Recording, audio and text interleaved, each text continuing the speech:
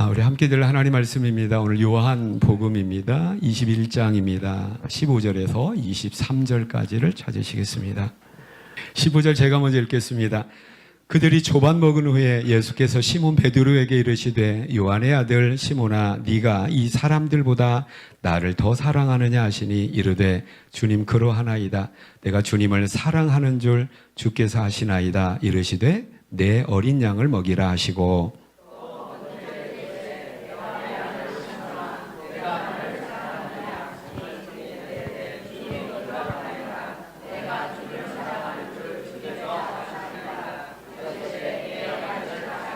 세 번째 이르시되 요한의 아들 시몬아 네가 나를 사랑하느냐 하시니 주께서 세 번째 네가 나를 사랑하느냐 하심으로 베드로가 근심하여 이르되 주님 모든 것을 아시오매 내가 주님을 사랑하는 줄을 주님께서 아시나이다. 예수께서 이르시되 내 양을 먹이라.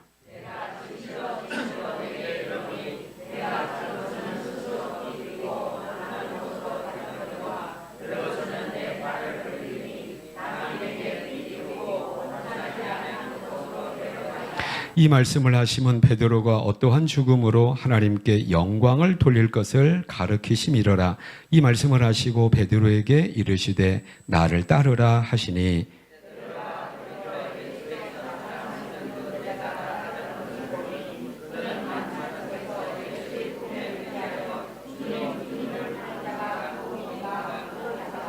이에 베드로가 그를 보고 예수께 여짜오되 주님 이 사람은 어떻게 되겠사옵나이까?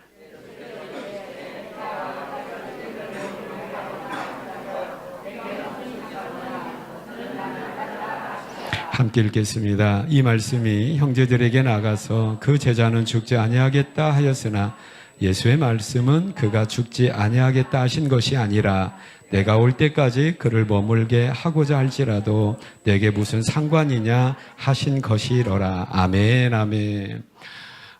우리 교독한 하나님 말씀을 중심으로 나를 따르라는 제목으로 하나님 말씀 선포하도록 하겠습니다. 4월 마지막 주입니다. 우리 4월 한 달 동안에는 예수님의 부활을 주제로 해서 우리가 4번의 말씀을 지금 듣고 있습니다.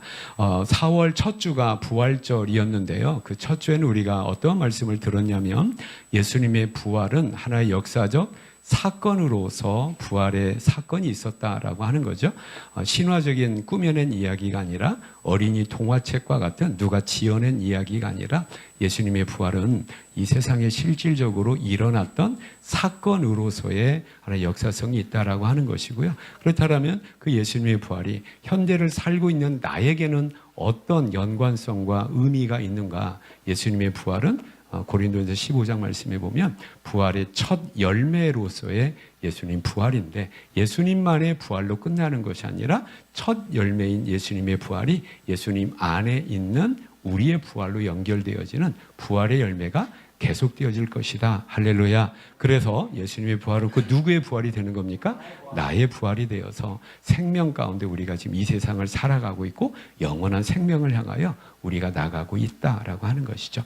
두 번째, 세 번째 주에는 한 가지 주제를 가지고 두 번에 걸쳐서 우리가 살펴보았는데 그럼 예수님의 십자가의 죽으심과 부활이 성경은 기쁜 소식이라고 하는데 왜 그게 기쁜 소식인가? 하나님 아버지께서 예수님의 부활을 통하여서 우리 구원을 확증해 주신 거예요. 확실하게 인정해 주셨다라고 하는 거죠. 저처 뭐냐면 그래서 우리가 하나님 앞에 큰 문제가 있었는데 그 문제는 뭐냐면 죄라는 문제가 있었는데 두 번째 시간에 우리가 들었던 것은 뭐냐면 하나님 앞에 죄인이기 때문에 우리는 하나님 앞에 어떤 존재가 되었느냐? 부정한 자가 되었다라고 하는 거죠. 그래서 우리는 죄로 말미암아 부정한 자가 되었기 때문에 거룩하신 하나님과 함께 할 수 있는 거예요, 없는 거예요? 없는 거죠. 그래서 하나님에게서 격리돼야 되고 하나님께서 추방돼야 될 그러한 존재가 되었다라고 하는 것이고요. 세 번째 시간에는 역시 죄 문제인데 로마서를 중심으로 해서 우리 죄인을 가리켜서 로마서에는 부정하다, 더럽혀졌다라고 표현하기보다도 불의하다 라고 하는 거죠. 하나님의 기준에 전혀 맞지 않는 어떤 법의 기준에 전혀 합하지 않는 충족하지 않는 뭐라는 겁니까? 이걸 불이고 그 사람을 우리가 뭐라고 해요? 우리가 죄인이라고 하는 거죠. 그렇다면 하나님 앞에 죄인이기 때문에 우리는 죄인이 받아야 될 뭘 받는 거예요? 판결을 받아야 되는데 우리 죄인을 향한 하나님의 판결은 뭐냐면 지옥 심판이다. 그래서 지옥 심판을 피할 수 없는 죄인이다라고 하는 거죠. 그렇네. 그러면 우리에게 필요한 것이 무엇입니까?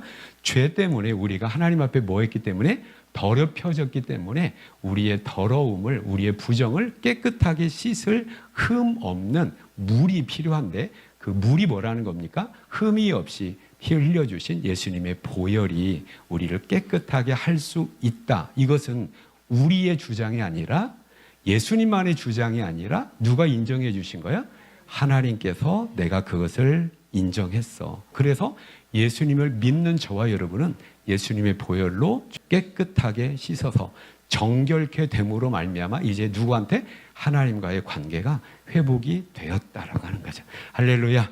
또 한 가지, 내 죄 때문에 지옥 가야 되는데 예수님께서 오셔서 십자가의 죽으심으로 내가 당해야 될 저주를 예수님이 대신 당하신 거고 하나님께서 예수님을 다시 살림으로 말미암아 인정하신 거예요. 그래서 예수를 믿는다는 것은 예수님의 십자가의 대속의 죽음이 나에게 효력을 발생하여서 그리스도 예수 안에 있는 자는 결코 정죄함이 없나니 할렐루야. 그래서 우리의 신분이 완전히 바뀌었다라고 하는 거죠. 죄 때문에 큰 일은 뭐냐면 하나님에게서 우리가 격리가 되고 하나님의 진노의 대상이 되어서 하나님 없이 이 세상에 살아가는 것이 우리 인간의 가장 큰 문제다. 여기에 대한 우리 개인적인 문제가 어떻게 나타나냐면 내 존재의 근원이신 하나님을 잃어버리니까 내가 어떻게 존재하게 되었는가를 모르는 거예요. 하나님의 모양과 형상대로 창조하셨는데 나는 지극히 존귀한 존재라는 것을 우리가 전혀 모르는 거죠. 그렇습니다. 우리는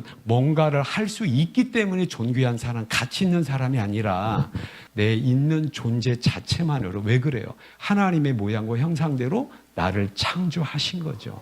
이것이 전제가 되어서 그러면 내가 뭘 할 수 있는가? 하나님이 나를 도와주셔서 하나님의 뜻을 이루어 가신다. 이것이 두 번째라고 하는 거죠. 그래서 저 여러분 하나님과의 관계를 회복함으로 말미암아 하나님 앞에서 나라는 존재감을 회복하게 되는 우리 모든 성도님들 다 되시기를 축복합니다. 오늘 이제 네 번째 말씀을 듣게 되는데 예수님이 누구와 대화를 하고 계세요?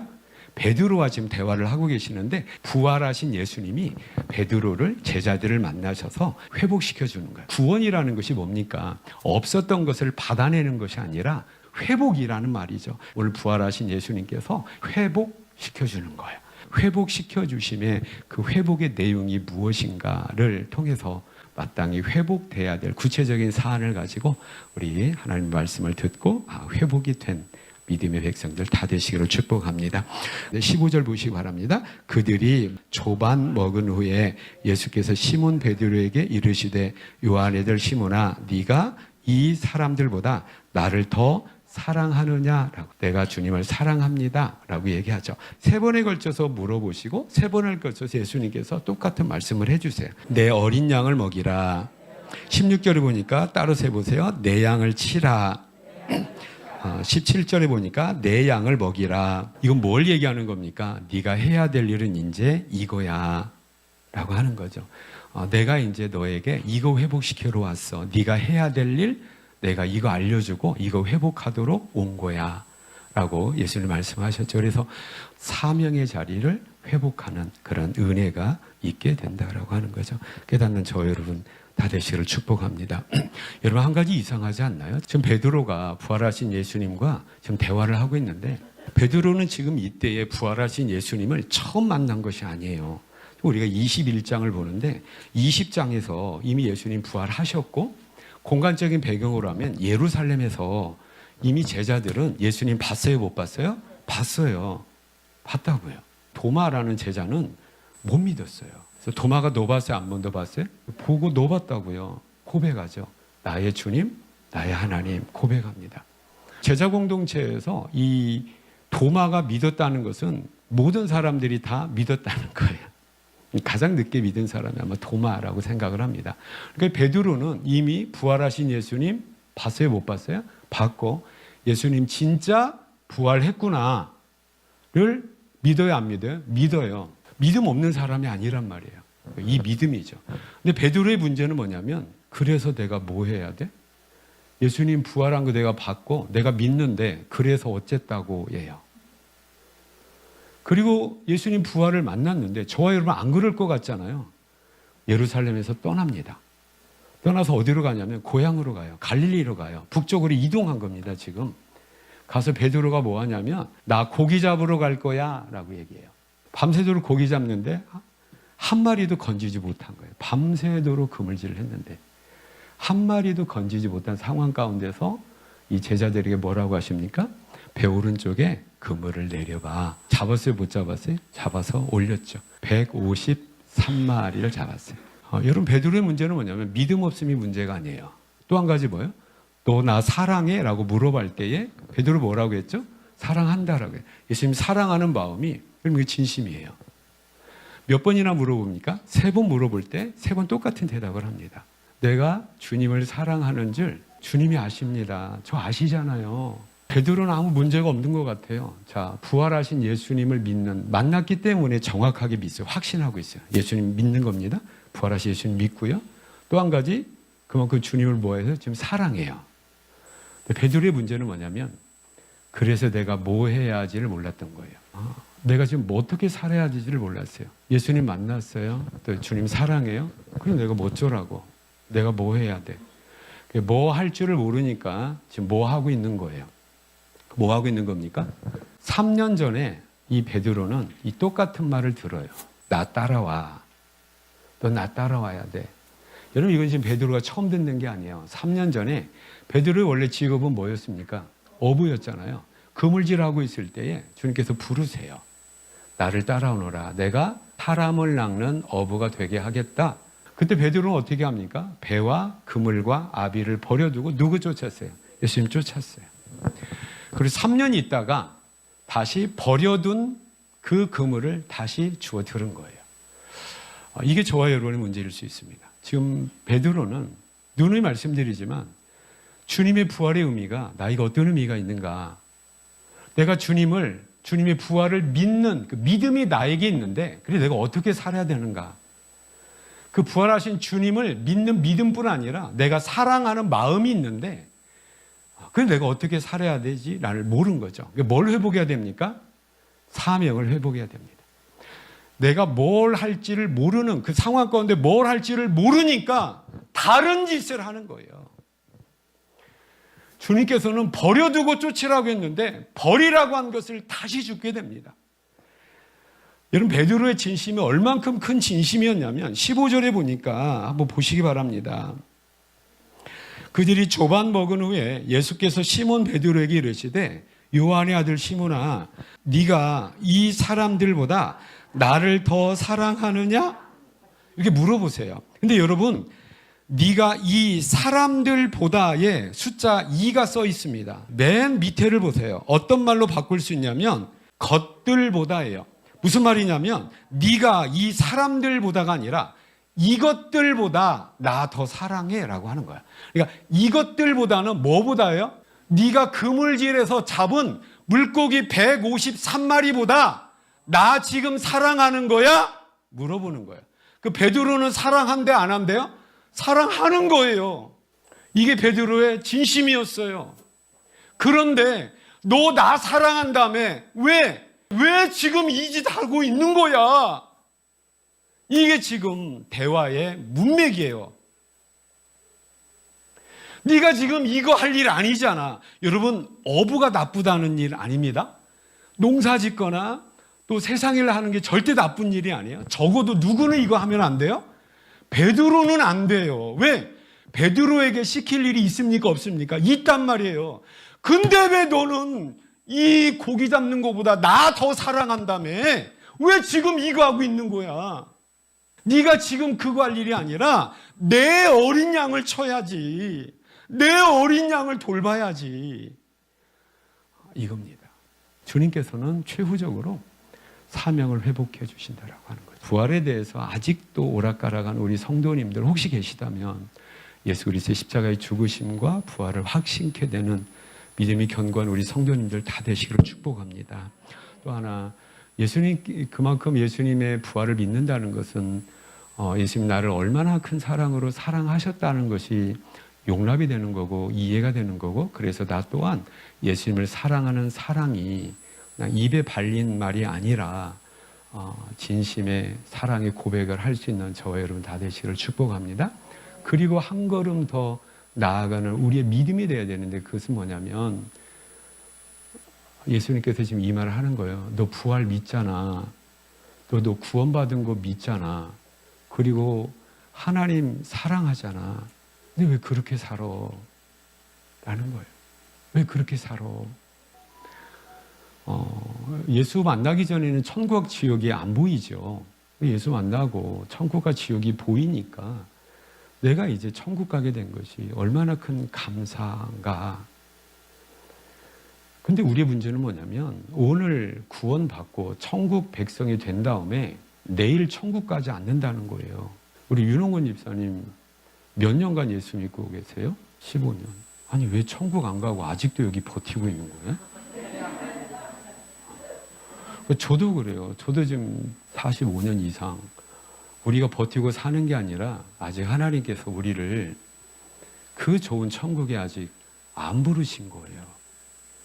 그렇다면 우리가 한번 물어봐야 될 거 아니에요. 주님, 나 이제 오늘 죽어도 천국 가는데 한번 확인해 주세요. 오늘 죽어도 천국 갈 자신 있으세요? 물어보시라고요. 문제는 뭐냐면 하나님께서 나를 구원하시고 그냥 내일 데려가시면 천국 가면 되잖아요. 근데 나를 45년 동안 안 데리고 가신 거예요. 그 45년, 그 시간의 의미가 뭐냐는 거예요. 우리 하나님께 물어봐야 돼요. 하나님, 하나님의 때에 나를 불러주셔서 교회 다니게 해주시고 나에게 믿음도 주셨는데 이제 내가 어떻게 살아야 됩니까? 오늘 본문에 의하면 부활하신 예수님 내가 진짜 만나고 예수님 사랑하게 됐는데, 그럼 내가 믿는 사람답게 예수님 사랑하는 내 구체적인 삶의 모습이 어떠해야 돼요? 라고 물어봐야 됩니다. 대부분 물어보지 않아요. 그래서 여전히 예수님 어떤 취급하는 줄 아세요? 우리 예수님에 대해서 뭐라고 부릅니까? 우리는 예수님을 주님이라고 합니다. 내가 이전에는 죄의 종이어서 죄의 종로로 다며 지옥 가면서 비참한 인생 살았는데 십자가의 보혈로 나 속량해 주시고 이제 주님의 자녀와 주님의 백성과 또 주님의 종으로 이 세상을 살도록 하셨는데, 하나님 아버지, 이제 하나님의 자녀로 나 어떻게 살아야 돼요? 천국 백성이 된 하늘의 시민권을 가진 내가 하늘의 시민권을 가진 백성답게 어떻게 살아야 돼요? 물어보지는 않아. 이 주종 관계가 바뀌어버렸어요. 여전히 내 인생과 내 삶의 주인은 나예요. 목적이 납니다. 그래서 주님을 우리는 이렇게 취급해버려요. 내 계획과 내 목적대로 열심히 살아요. 입에 단내 나도록 우리는 열심히 삽니다. 그러다가 어떤 일이 딱 막혀요. 어떤 어려움이 있어요. 그때 누구 찾아와요? 주님 찾아요. 주님, 내가 지금 열심히 살다가 이 문제 있고 이거 막혔으니까 이때 주님 짠 나타나셔서 이거 해결해 주셔야지요. 뭐 하고 계세요? 이게 우리 기도와 우리 예배라고 우리는 착각을 하고 있어요. 주님을 여전히 우리 뒷방 늙은이 취급하고 있는 거예요. 그러면서 우리는 주님에 대해서 막연한 어떤 부담감도 있죠. 주님, 나를 시시콜콜 내 인생에 대해서 너무 깊게 관여하지 마세요. 그냥 내가 살다가 가끔씩 어려운 일이 있거나 불편한 일이 있으면 그때 주님 찾겠습니다. 그럼 그때 한 번씩 나타나셔서 그 문제만 해결해 주세요. 우리 주님 앞에 이런 직접적인 표현은 아니지만 우리의 삶의 모습은 다분히 이런 모습으로 우리가 살아가고 있는 거예요. 부활하신 주님이 내 인생 보면서 뭐라고 하실까요? 근데 우리는 그거 생각하지 않아요. 은혜 받는 것도 중요하지만 내가 드리는 예배 하나님은 어떻게 보실까요? 그거에 생각하지 않아. 내가 듣고 싶은 말 들었나? 내가 위로받을 말 내가 들었나? 위로받았나? 근데 하나님은 지금 내 예배를 받으시고 있는가? 그럼 지금 이거 생각하지 않아. 그러니까 여전히 누구 중심이에요? 나 중심이에요. 지금 베드로가 지금 그러고 있는 거예요. 그걸 지금 바꿔주는 거거든요. 이게 주종 관계를 바꿔주는 거예요. 여러분 여전히 베드로가 이 중심이 안 바뀌었다면 주님 앞에 아마 계약서 쓰자고 했을 거예요. 153마리나 잡혔습니다. 합동서 씁시다. 우리 5대5로 할까요? 6대4로 할까요? 나는 열심히 고기 잡을 테니까 주님은 어디에 금을 내릴지를 알려주세요. 할 수 있습니까? 없습니까? 한심하잖아요. 근데 우리가 이룰 수 있어요. 하나님, 나 이거 들어주시면 내가 이거 해드릴게요. 여전히 주님은 나를 도와줘야 될 뿐이고, 도와줬으니까 그냥 조금 살해해야 되고, 또 다음에 부탁하자면 안 미안해야 되니까 그냥 조금 주님 앞에 그냥 해드리는 그 정도로 주님을 생각한다면 이것은 오늘 베드로를 만나서 하시는 주님의 말씀과 거리가 너무 먼 삶의 모습이다라고 하는 거죠. 눈이 말씀드립니다. 어부질하는 것이 하나님께 죄 짓는 일 아닙니다.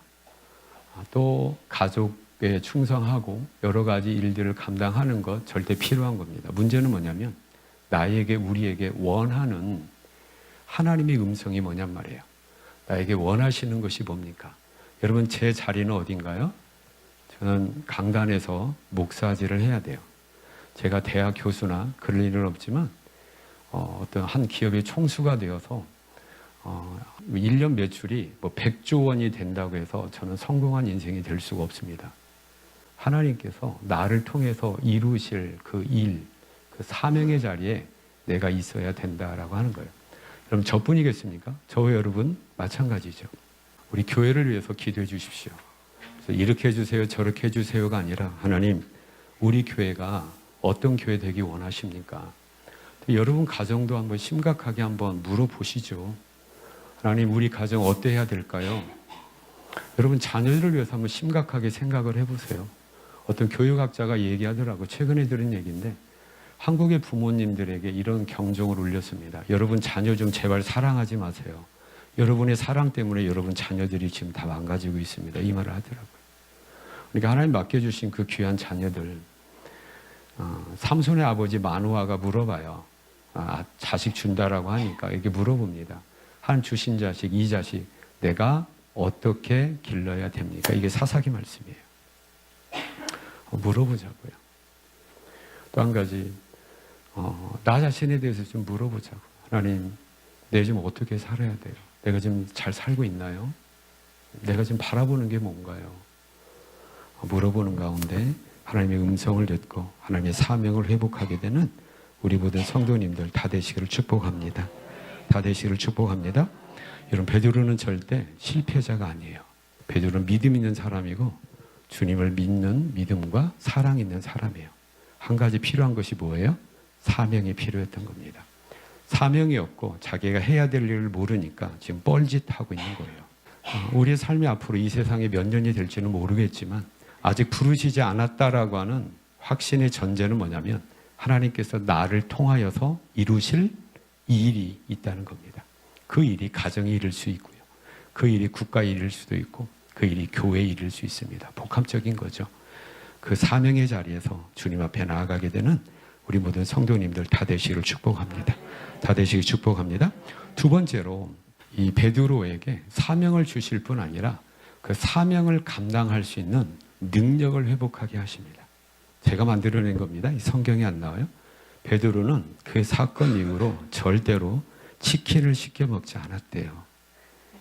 닭고기를 먹지 않았답니다. 그게 무슨 사건이겠습니까?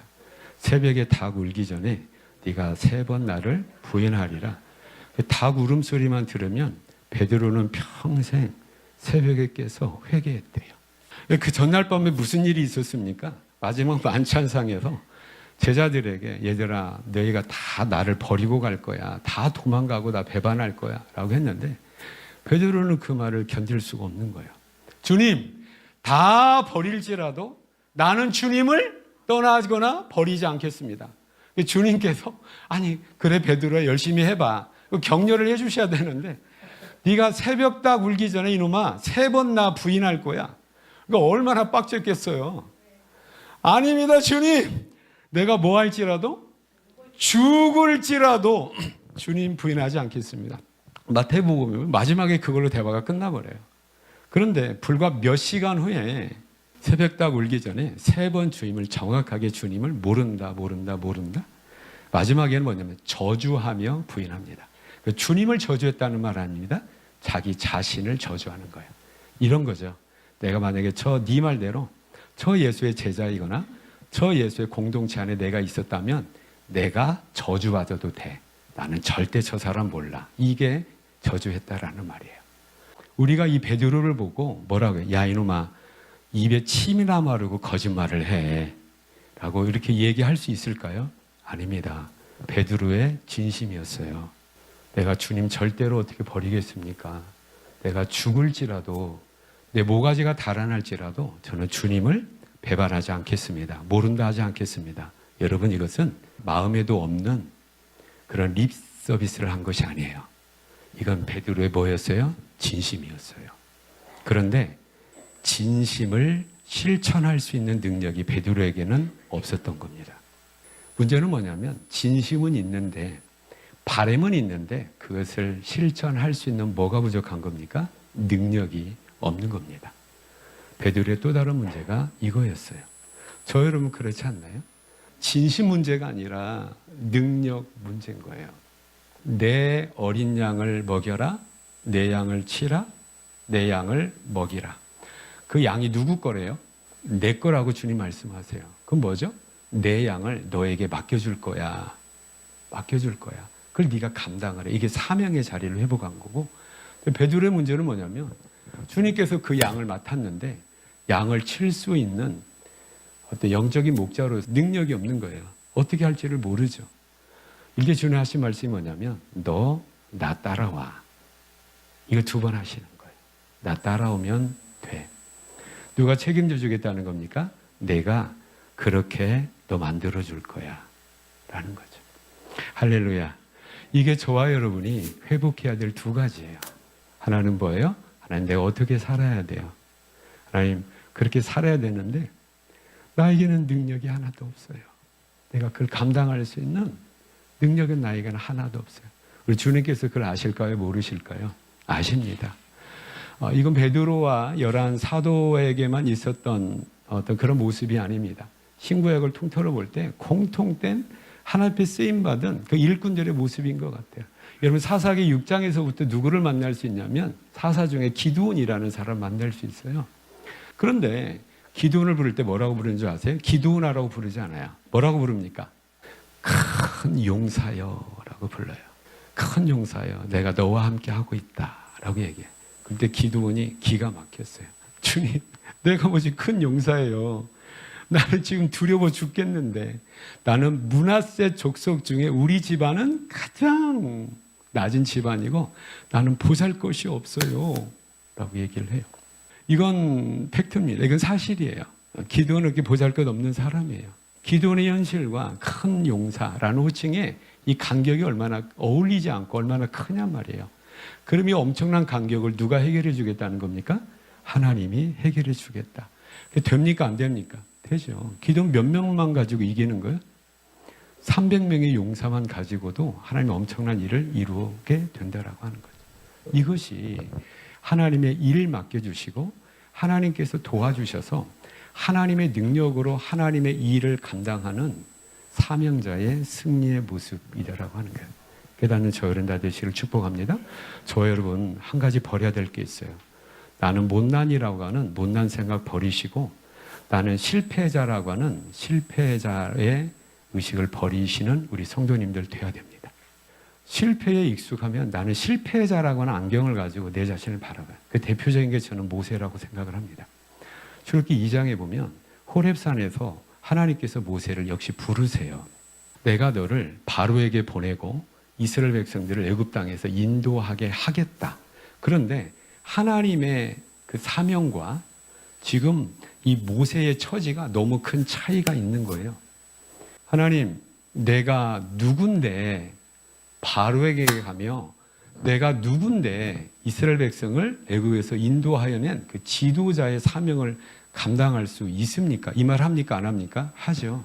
여러분, 그런데 한마디 하세요. 내가 너와 함께 하겠다. 아멘. 그런데 함께 하겠다라는 것과 함께 우리가 눈여겨봐야 될 것은 광야에서 쫄보와 같은 40년의 상황이 더없이 중요한 경험이었고, 하나님이 경험을 통해서 지금 이스라엘 백성을 인도하는 그 일들을 준비하셨던 겁니다. 깨닫기를 축복합니다. 그런데 이게 왜 그래요? 이스라엘 백성들 지금 애굽에서 모세가 이끌어낸 다음에 어디를 지나야 됩니까?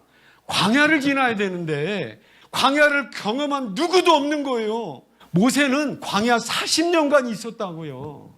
또 애굽에 가야 되는데 애굽에서 몇 년간 생활했습니까? 40년간 생활했는데 왕궁에서 생활했기 때문에 그 왕궁에서의 권력의 권력 구도를 이 모세는 피부로 이미 알고 있었어요. 조건이 갖춰진 사람이라. 그러니까 애굽에 갈 수 있어요, 없어요? 있단 말이에요. 조건적으로도 완벽하게 출애굽 지도자로서 갖추어졌다란 말이에요. 깨닫기를 축복합니다. 그런데 모세는 이 자기의 완벽한 조건을 실패자의 눈으로 보니까 나는 못한다라고 하는 거예요. 여러분 이걸 벗어야 돼요. 깨닫기를 축복합니다. 여러분 지금 연약함 가운데 나는 이래서 쫄보고 나는 이래서 아무것도 못해라고 하는 이런 모든 조건이 사실은 주님의 사명을 감당하기에 더없이 필요한 자원들이고 주님께서 준비시킨 거라고요. 깨닫기를 축복합니다. 승리자, 사명자의 안경을 끼고 우리가 나 자신을 바라볼 수 있어야 돼요. 이것이 안 되니까 여전히 나는 아무것도 못하는 쫄보 의식을 가지고 출애굽한 이스라엘 백성들이 가데스 바네아에서 40일간 정탐을 하고 난 다음에 정탐꾼의 보고를 듣고 난 다음에 뭐라고 10명의 정탐꾼이 뭐라고 보고를 하죠? 메뚜기와 같다고요. 메뚜기 신앙이에요. 우리는 그러면 안 됩니다. 이게 실패자의 의식이에요. 이것 때문에 나는 할 수 없습니다라고 하는데 하나님은 거꾸로 너는 내 일을 이룰 수가 있어. 모든 상황을 하나님의 시각으로 보시고 하나님의 뜻을 감당하게 되는 우리 모든 성도님들 다 되시기를 축복합니다. 그래서 여러분 지금 어떤 상황이 있는가요? 하나님에게는 쓸데없는 것이 없습니다. 로마서 8장에도 얘기하잖아요. 이 모든 것이 합력하여 하나님의 선을 이루게 됩니다. 사명을 감당하고 하나님 주신 사명을 감당하게 나는 능력이 1도 없는 그 사명과 나의 능력의 그 엄청난 괴리를 하나님의 능력으로 메꿔주십니다. 하나님께서 우리에게 허락하신 능력의 원천이다라고 하는 거죠. 그래서 저 여러분, 우리가 가지고 있고 경험한 모든 것들 쓸데없고 그래서 나는 못한다라고 하는 쫄보 의식, 메뚜기의 의식을 버려버리고 그러기 때문에 하나님께서 나를 일시킨다라고 하는 사명자의 어떤 확신과 또 주님의 능력 주심을 믿으면서 이 땅을 부르시는 순간까지, 천국 가는 순간까지 하나님께 쓰임받고 주님을 기쁘시게 해드리면서 살아가게 되는 우리 모든 성도님들 다 되시기를 축복합니다.